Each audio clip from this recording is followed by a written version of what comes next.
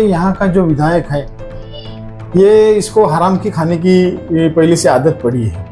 और कैसा है कि 16 साल में आप देखे होंगे कि यहाँ पर उसने लोगों को उल्लू बनाया।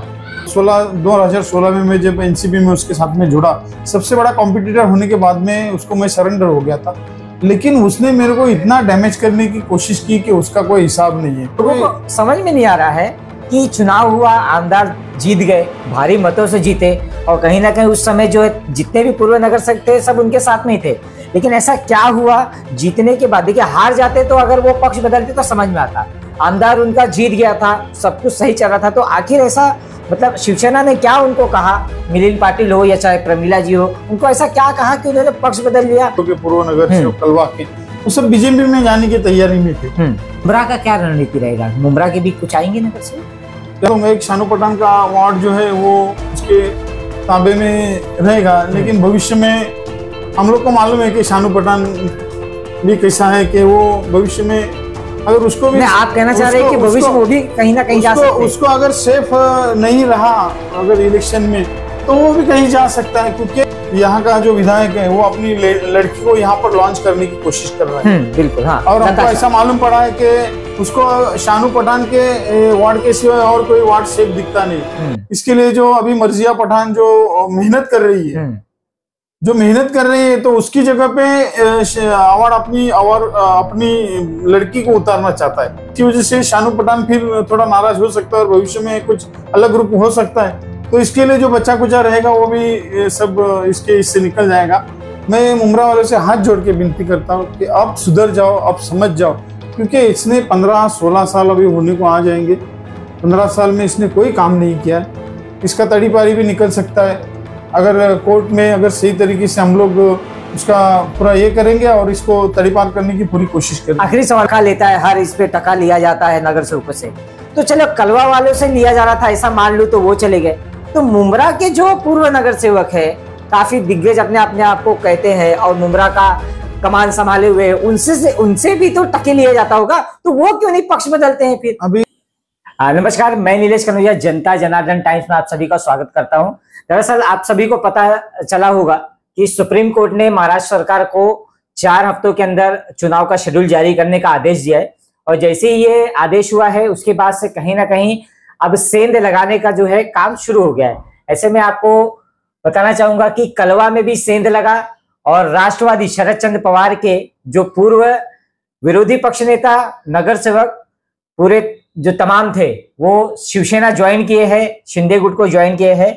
इसी पूरे विषय पे चर्चा करने के लिए आज मेरे साथ मौजूद है शिवसेना शिंदे गुट के नेता राजन केने जी। इनसे हम बात करेंगे इस विषय पे। राजन जी, जैसे कि सुप्रीम कोर्ट का एक आदेश आया है कि 4 हफ्तों के अंदर महाराष्ट्र सरकार को चुनाव का शेड्यूल जारी करने का आदेश दिया गया है, और इसी के बाद से अब कहीं ना कहीं धरपकड़ चालू हो गया है, मतलब कहीं ना कहीं अपने खेमे में लेने का जो कार्यक्रम शुरू हो गया है। ऐसे में कलवा के मिलिंद पाटिल हो, प्रमिला केनी, मुकुंद केनी हो, महेश शालवी, ये सब पूर्व नगर सेवक भी थे, और तो प्रमिला केनी जी जो वो थी थाने महानगर पालिका की विरोधी पक्ष नेता भी रही थी। पूरे आपने साफ कर दिया है कलवा को। मेरे ख्याल से अब कहीं ना कहीं कोई बचा नहीं है कलवा में राष्ट्रवादी शरद चंद्र पवार को। आपको पहले से अंदाजा था कि ये लोग ज्वाइन करने वाले हैं? नमस्कार, सलाम वालेकुम। पहले तो मैं नीलेश भाई आपके जनता जनार्दन का हार्दिक अभिनंदन करता हूँ। धन्यवाद। और आपने जो बात कही कि इलेक्शन लगे हैं और कहीं भी सेंध लगाने की कोशिश की जाए, ये सेंध लगाने की कोशिश की नहीं गई है, ये ऑटोमेटिकली सेंध लगी है। क्योंकि क्या है कि यहाँ का जो विधायक है ये इसको हराम की खाने की पहले से आदत पड़ी है। और कैसा है कि 16 साल में आप देखे होंगे कि यहाँ पर उसने लोगों को उल्लू बनाया, लोगों को पागल बना के वो यहाँ पर राज किया। अगर आप हिंदू समाज के हैं तो आप अगर उनके पास गए तो फिर मुसलमानों को गाली देने का, अगर मुसलमान आदमी उनके पास है तो हिंदू लोगों को गाली देने का, अगर समझो दलित है तो अगर ओबीसी रहेगा या फिर मराठा रहेगा तो मराठा के सामने दलित को गाली देने का, और दलित रहेगा सामने तो मराठा को गाली देने का। ये इसकी राजनीति लोगों को मालूम पड़ी और पिछले आप देख रहे हैं कि एक आदमी, एक पार्टी में 16 साल से एक आदमी, कुछ लोग हैं और वो छोड़ के गए हैं, वो ऐसा ही सेंध लगी नहीं हुई उनके, वो दिलों का मामला रहता है उनको। अभी मैं मेरी बात करता हूँ, 2016 में मैं जब एनसीपी में उसके साथ में जुड़ा, सबसे बड़ा कॉम्पिटिटर होने के बाद में उसको मैं सरेंडर हो गया था, लेकिन उसने मेरे को इतना डैमेज करने की कोशिश की कि उसका कोई हिसाब नहीं है। तो मेरे को बुलाया घर पे, तो मैं 2 घंटा उसको बहुत सुनाया मैंने वो, लेकिन उसको कुछ फर्क पड़ता नहीं। झूठ बोलने में तो एक नंबर मास्टर है ये यहाँ का विधायक। तो उसको मैं आपको ये बोलना चाहता हूँ कि जो सेंध लगी है कलवा में, मैं वो सभी जो पूर्व नगर सेवक है उन लोग का सभी का मैं शिवसेना में, सिंधेगढ़ में उनका हार्दिक स्वागत करता हूँ। उनको खास करके शुभकामनाएं देता हूँ कि वो यहाँ पर उन्होंने इतने सालों से, मैं उनसे मेरी बहुत अच्छी रिलेशन थे, लेकिन उनको मैंने बहुत बार बोला, लेकिन जब उनको समझ में आया बाद में तो उन्होंने भी कहा कि नहीं, आप जो बोल रहे थे वो सही था। लेकिन आज उन्होंने सही राह चुन ली है। और एक आप देखेंगे कि महाराष्ट्र में इस राज्य के जब मुख्यमंत्री बने थे एकनाथ शिंदे साहब, तो उन्होंने किस तरह से लोगों से के साथ में न्याय दिया, लोगों को न्याय देने का काम किया। हर जो इस समाज का घटक है उसको न्याय देने का काम उन्होंने किया। तो ऐसे मुख्यमंत्री से प्रभावित होके, और यहाँ पर आप देखेंगे कि ये मंत्री भी रह चुके, लेकिन 15 साल में और उसके मंत्री पद के कार्यकाल में यहाँ पर किसी को कुछ भी नहीं मिला है। पूरे मतदार संघ में, कलवा मुमरा में किसी को भी कुछ भी नहीं मिला। आप देखेंगे, आप इतिहास गणेश नाइक से इतिहास उठा के देख लीजिए कि यहाँ पर ये जब राष्ट्रवादी पार्टी बनी तो गणेश नाइक छोड़ के गए, प्रताप सरनाइक छोड़ के गए, बहुत सारे ऐसे जो नगर सेवक ठाणा के डुमरे हैं, या बहुत सारे ऐसे जैसे कि आनंद परांज पेवे, और उसके बाद में नजीब मुल्ला, और आज ये अपना मिलिंद पाटिल, ये पूरी कंपनी, केनी कंपनी, सालवी कंपनी, पूरी ये जो टीम थी ये पूरी आज शिवसेना, और उसको छोड़ के गए। क्योंकि ये करे, इसका क्या है कि हम करे सो कायदा, मैं जो बोलूंगा वो, अगर किसी का निधि भी आया तो ये ऐसा कव्वे के जैसा बैठे रहते, नाक के जैसा, कि वो निधि के ऊपर पहले मैं टक्केवारी लूं। अगर ये निधि की अगर पहले टक्केवारी लेगा तो सिर्फ नगर सेवक जो काम करते हैं, लोगों के बीच में रहते हैं, लोगों के लिए मेहनत करते हैं, उन लोगों ने सिर्फ अपना यही काम करते रहने का। मतलब ये लोगों को समझ में नहीं आ रहा है कि चुनाव हुआ, आमदार जीत गए, भारी मतों से जीते, और कहीं ना कहीं उस समय जो है जितने भी पूर्व नगर सेवक थे सब उनके साथ में ही थे।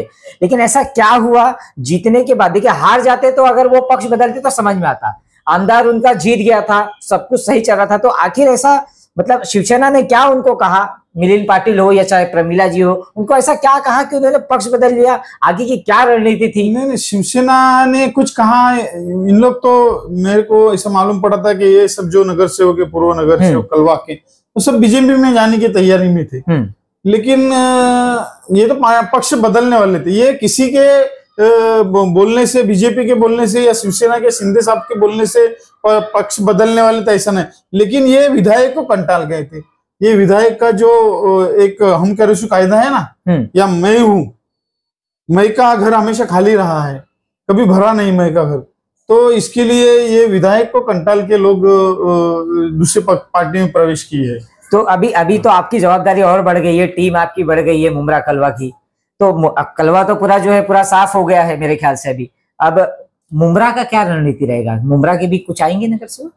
क्या है कि मुमरा का पहले थोड़ा आधा सुपड़ा साफ हुआ था, हाँ, और अभी कुछ बच्चे कुछ है, उन लोग भी बच्चे कुछ है क्या, अभी वो एक ही शानू पठान, और वही एक वार्ड है जो उसके इसमें है।